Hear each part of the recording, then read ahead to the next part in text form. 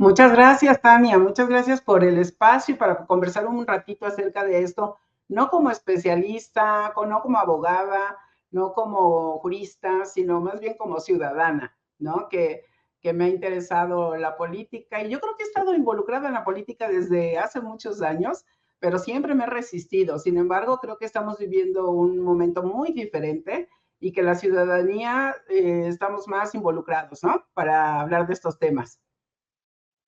Sí, sobre todo que también ya hay más herramientas como para observar más de cerca o ver, ¿no? Ya no creer tanto en que si alguien dice algo, hay, yo creo ya esta facilidad de poder corroborar si realmente está pasando eso o no, porque una de las cosas que hemos visto en estos días es que bajo mi percepción, ¿no? También es que se está tratando de manipular la información para decir que las posiciones ganadas dentro del Congreso van a ser sobre representación cuando pues técnicamente no es así, no se trata de esto y se ha querido utilizar o tergiversar la información para que la gente lo crea y creo que ese es un punto muy negativo de esto. Sin embargo, el punto que resalta es que la gente puede comprobar esto y puede ver esto directamente, ¿no? Sí, justo a mí me ha llamado mucho la atención y como me dedico a la investigación más bien en neurociencias, en competencias y todo esto, en cuestiones de enseñanza, sí me ha parecido como que al principio yo no encontraba, no lo entendía y no encontraba información que me ayudara a establecer como una línea para entender qué pasaba, ¿no? Porque sí, la sobre representación o no. Cuando escuchamos sobre representación, de hecho, para mí sí la hay, pero no nada más en el grupo de Morena y sus aliados, sino en todos, ¿no? Que la propuesta, la iniciativa que había mandado López Obrador justo era cambiar por completo el sistema. Incluso me leí esa iniciativa y me empecé a interesar. Pero dije, bueno, ¿qué nos está faltando ver a los ciudadanos? En un programa de Mellado, de Sin embargo, que lo escucho en puntos y comas, porque es un señor muy cuidadoso, va dando los datos, va explicando poco a poco, y ahí, de ahí obtuve las imágenes que te mandé, algunas las obtuve de ahí o de otros portales, donde fui juntando para entender. Y yo creo que algo que tendríamos que reconocer primero es que el PAN y el PRI y el PRD no hicieron la tarea, porque si nos vamos a la primera diapositiva de las que te mandé, vamos a ver cuál es la militancia que tienen, que es una vergüenza la militancia que tienen para lo que están peleando, ¿no? Si ustedes ven ahí, por ejemplo, cuántos afiliados tienen los partidos políticos, ahí se ve claramente, vamos, si no viéramos los números, simplemente vemos la gráfica, vemos claramente que no hicieron la tarea, porque para el 2024, ¿con qué número de afiliados llegan? ¿Con cuánta militancia? Es una vergüenza, el PAN es el que tiene menos de 300,000. Hace un rato escuchaba a Kenia López Rabadán, que no sé cuántas firmas tienen que conseguir, que ella dice, sí me voy a lanzar y la mera hora no se lanza, ¿no? Pero cuántas necesitan, cuántas firmas necesitan para poder aspirar a la presidencia del PAN. Y creo que ni los militantes les alcanzan para conseguir las firmas, o cómo le van a hacer, van a hacer también una coalición y se van a poner, se van a repartir los porcentajes de los números de afiliados para que los encuentren, ¿no? Porque se dice que el padrón de ellos hay datos falsos, ¿no? O de gente que afiliaron que ni siquiera sabe que está afiliada. Entonces, creo que ahí podemos ver, por ejemplo, el PAN, que es el que está peleando más, tiene 300,000 afiliados. ¿Qué trabajo hicieron? ¿Qué trabajo territorial? Por eso perdieron en la mayoría de los estados. Si yo lo veo desde el enfoque empresarial, ¿cómo pretenden tener mejores resultados si no hicieron la tarea, no trabajaron? No se acercaron a su gente. Luego tenemos a Movimiento Ciudadano, fíjense que les rebasa como con 100,000 afiliados, que jala de dulce de chile y de manteca, pero bueno, tiene Y sus...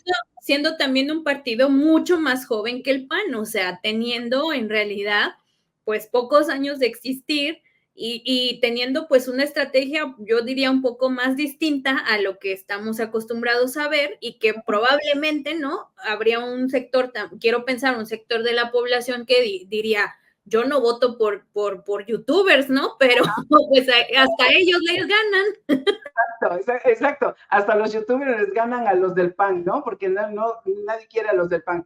Luego podemos ver, por ejemplo, el Partido del Trabajo y el Partido Verde.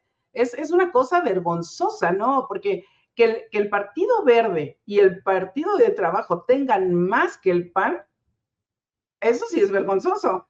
Y de eso no hablan, casi no dicen nada de cuánta militancia tienen. El PRD tenía más y ya desapareció, ¿no? Entonces, fíjense cómo está la oposición. Y la verdad es que en toda organización se necesita no una oposición, sino alguien con quien contrastar las ideas para generar mejores políticas, tanto en las empresas como en las familias también. O sea, a veces buscamos gente que nos ayude a conciliar diferencias. Y vemos el PRI que tiene menos de 1,5 millones, y contra Morena, que tiene más de casi 2,400,000 afiliados, ¿no? Que si lo comparamos con el total del padrón, que son cerca de 90 millones, pues eso también nos habla de la falta de credibilidad que tienen los partidos. ¿Quién quiere militar en un partido?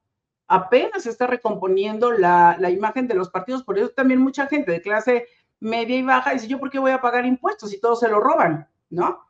Luego, nos vamos a ver esta parte de los votos por partido político, y ahí podemos observar cuál es la diferencia de votos que tienen. Si se dan cuenta, por ejemplo, en el caso del PRI, tiene 1,941,000 menos.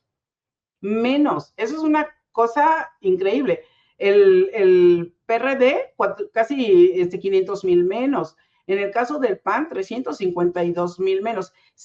Nada más pensemos, si el PAN tenía o tiene una militancia de 300,000 y fracción, es más, ni siquiera votaron todos, ¿no? Yo creo. ¿No? ¿No les parece? Pero está interesante cómo tiene tantos votos menos el PAN y aún así le alcanzaba para ser la segunda fuerza dentro del organigrama, ¿no? Del presidencial. O sea, imagínense eso.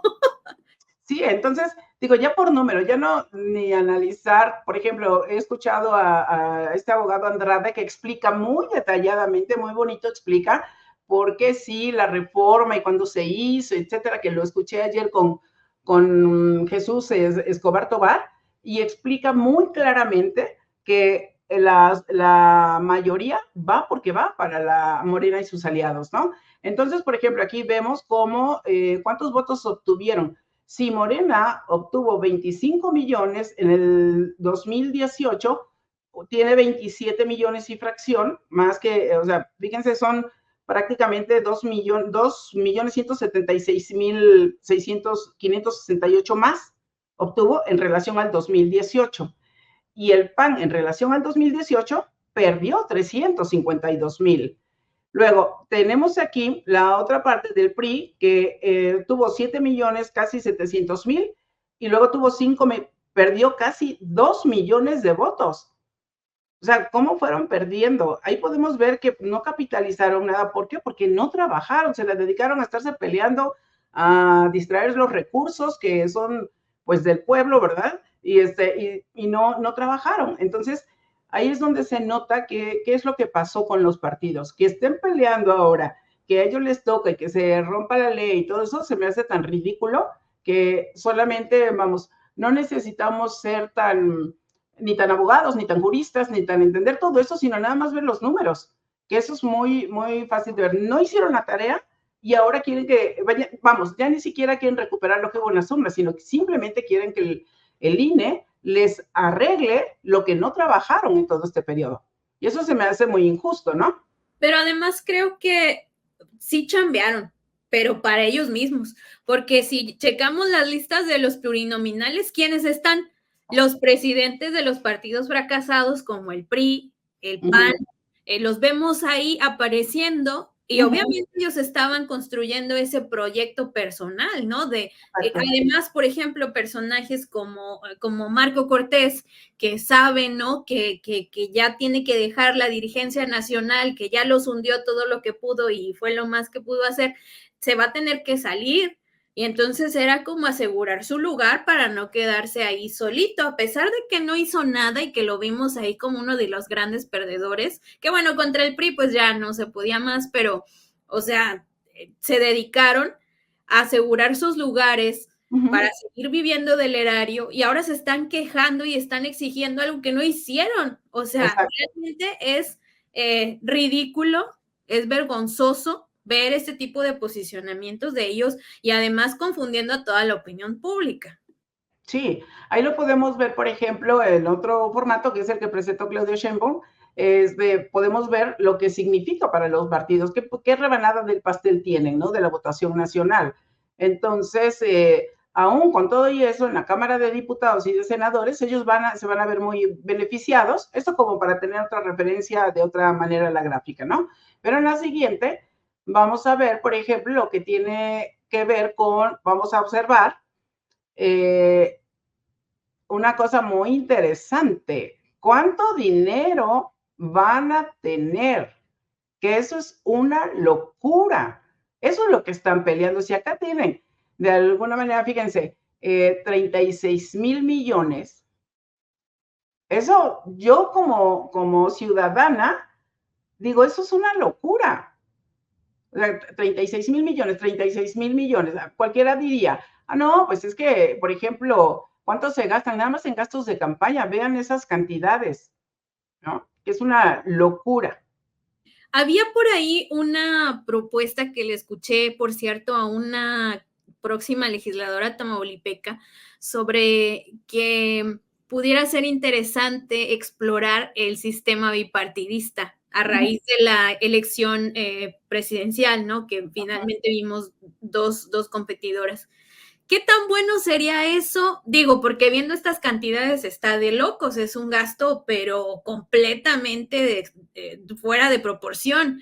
Pero democráticamente, ¿como qué implicaciones pudiera haber ahí en este sistema bipartidista?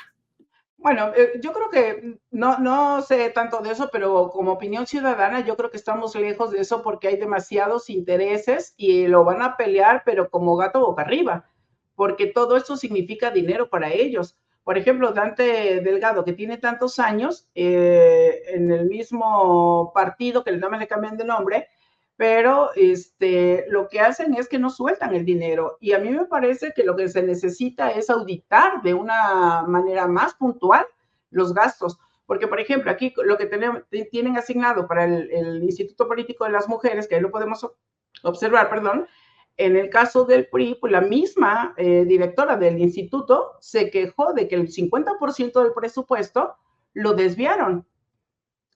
Mira, y yo me acuerdo que cuando se hizo la evaluación de educación en México y que hubo estados que salieron muy bajos en la calificación, como me he dedicado a trabajar también con educación, algunos proyectos, yo recuerdo a los dos estados que obtuvieron la calificación más baja, tenían un promedio de 80 millones a Chiapas y a San Luis Potosí. Les daban 80 millones a cada uno para fortalecimiento docente. ¿Cuándo les asignaron? Porque con uno de ellos traía yo, con un secretario de Educación, ya habíamos organizado un proyecto para darles fortalecimiento enfocado, basado en neurociencias y todo eso. Él estaba muy contento y lo que les estoy hablando que era, no, nosotros sí vamos a cobrar 20 millones. No, no, nada de eso. Porque siempre, digo, yo tengo empresa, pero hago la parte educativa con un enfoque más social. Entonces, con precios muy económicos y demás, y cómo hacerles una estrategia para que ayudaran a los maestros, porque la verdad es que sí tienen muy bajo nivel de formación, no todos, pero más en el interior. Entonces, ya teníamos el proyecto armado, ya lo había aprobado él, y cuando ya le radicaron los recursos, le dijeron, ¿qué crees? Se va para campaña política. ¿Y cuánto se fue? Se quedó nada más con 20 millones que no le alcanzaban ni para pagar deudas, y los 60 millones se fueron a campaña política. Él, poco tiempo después, renunció, ese secretario de Educación, porque decía, Josefa, es que yo no puedo, o sea, eso me rebasa, yo no estoy dispuesto a eso, ¿no? Y bueno, con esta información podemos observar que creo que toda la laraca, todo esto que hemos vivido, ya se va a acabar esta semana, espero, porque podemos observar en el siguiente, la noticia que publica Reforma, donde ya se filtró, me da risa cuando dicen filtró, que cómo va a estar cómo ya está el anteproyecto que se va a discutir ya en la Comisión de Prerrogativas. Entonces podemos ver un poquito más abajo, si le mueves un poquito, vamos a ver aquí cómo va a estar la representación proporcional. Se va a respetar el acuerdo de diciembre y se va a respetar como se ha venido calificando. Entonces, creo que por más que reciban a Marco Cortés o por más que reciban a Claudio X González, por más que reciban, creo que están siendo generosos y están perdiendo el tiempo con tanto trabajo que tienen que hacer en el INE, nada más les están quitando el tiempo, porque pues eso ya está dicho, ¿no? Ya no creo yo, con todo esto de que ya está la reforma y que ellos se van a salvar de aquí al 2027, no creo que se arriesguen a que digan, no, ¿sabes qué? Les vamos a quitar la mayoría. No creo que lo hagan, ya eso está muy cantado. Y por otro lado, escuchaba una noticia donde decían, sí, claro, es que Morena está salvaguardando, ya se los compró. No, pues es que necesitan, por ejemplo, no pueden mover ahorita al INE porque ellos son los que van a hacer toda la selección de los jueces y magistrados. O sea, desbaratarlo ahorita sería un error muy grande. ¿No? Porque ya todo el equipo, por mucho que sean los de a favor y en contra, es un equipo experto en las elecciones que pueden contribuir mucho para que las elecciones salgan lo mejor posible, de jueces y magistrados, que eso también ya está súper cantada. Si esta semana ya los declaran, cómo queda la votación y Morena y sus aliados ya quedan con las mayorías, ya no hay vuelta atrás, ¿no? Bueno, de hecho ya no hay, prácticamente ya no hay, eso ya está muy, muy claro. Y yo creo que lo que estabas mencionando antes, que decías que van a paro y todo esto, yo que he vivido con jueces y con dos jueces y magistrados, que he vivido dos o tres eventos de mi empresa, que se robaron las chequeras, que falsificaron firmas y que el banco no nos pagó absolutamente nada, a nivel de justicia nunca tuvimos apoyo. Entonces, y yo soy una, pero ¿cuántas personas de México han vivido esas situaciones? Somos demasiados. O sea, ¿cuántos de nosotros votamos? Dijimos sí porque vamos por el plan C. Sí queremos que se rompa ese sistema porque está pésimo, ¿no? El presidente hoy dijo algo a modo de burla y puede sonar gracioso, pero al menos yo me quedé como, es gracioso porque es cierto, ya cuando uno lo materializa, pues es feo en realidad, pero él dijo algo muy, muy cierto, dijo, la gente ni se va a dar cuenta, porque todos los asuntos que tratan son tan, tardan tanto tiempo, muchas veces ni siquiera proceden, porque alegan un montón de cosas, que si te falta una copia, que si no firmaste aquí, que si el de acuerdos no llegó y no le puso un sello, o sea, cosas tan así que pues se convierte en algo real y es muy lamentable esto, ¿no? Que incluso la gente esté diciendo, pues es que pues tiene años que tengo un caso y no me atienden, que pues esto, la verdad, no sé cómo pudieran ellos generar empatía con personas que finalmente han sido víctimas del Poder Judicial. Sí, hay otro elemento que también se maneja, no, que también las fiscalías, que también, sí, claro, pero si no mueven ahorita los jueces y magistrados, cualquier cosa que presenten para mover a las fiscalías u otras instituciones, pues la Suprema Corte la para. Entonces, es hasta una estrategia muy clara de que primero tenemos que mover a quien bloquea las iniciativas para poder avanzar. Entonces, pues bueno, de eso es lo que yo creo desde un enfoque ciudadano, porque veía aquí que Alejandro Ceniceros, que a quien le agradezco el comentario, dice que yo hablo como si fuera una experta en derecho electoral. No, justo Alejandro, dije que no soy experta en eso. Se aclaró desde el inicio. Sí, desde el inicio lo dije, que estoy hablando como ciudadana y por supuesto que puedo estar equivocada, pero de alguna manera, claro que tengo derecho como ciudadana a dar mi opinión, ¿sí? Y todos, tú también tienes derecho a dar tu opinión y mi motivación, claro que sí tengo motivación, si es que lo dices motivación desde el enfoque jurídico, no, yo tengo una motivación personal como ciudadana. Por eso es que muchos podemos expresarnos, pero lo que hice fue ir a entender un poquito de cómo está el asunto. Y lo que sí me queda claro es que el PRI y el PAN no hicieron su tarea. Y como no hicieron su tarea, ¿por qué quieren que se les compense con que además las tienen? Está la compensación para ellos. Es ahí donde yo coincido que sí, porque no sabían cómo hacerla. Igual, ¿cuántos años tienen como políticos, no? no ponen, exacto, no ponen atención a donde lo tienen que poner.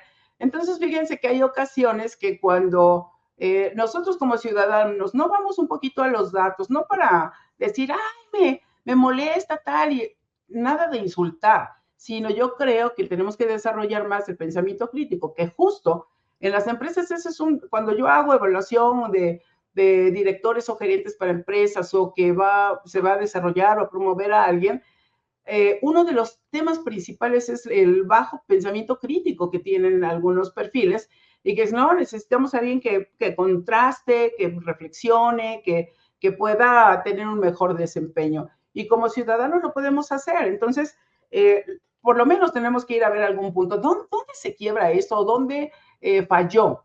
Y a mí me parece que donde falló fue que poco a poco fueron perdiendo sus militantes y no hicieron, nosotros vemos a los que están arriba, ¿no? Como los que se habló que si se fue Chongo, que si se fue Claudia, o que si no se queda el PRI, pero no estamos viendo los números, por eso yo recurro a fuentes que sean más confiables, que entregan datos y que pueden dar su opinión, claro, pero los datos los ponen y ya yo puedo dar otra opinión con los datos y creo que eso lo podríamos hacer todos. Y a mí me encanta cuando empiezan a comentarnos aquí, muchas gracias, Juan Manuel, que dicen si no sabían cómo hacerla, no, claro que sí saben, pero no la hicieron. Y luego, la otra cosa, fíjense que los molesta es que nos mientan tanto, ¿no? Eso es terrible.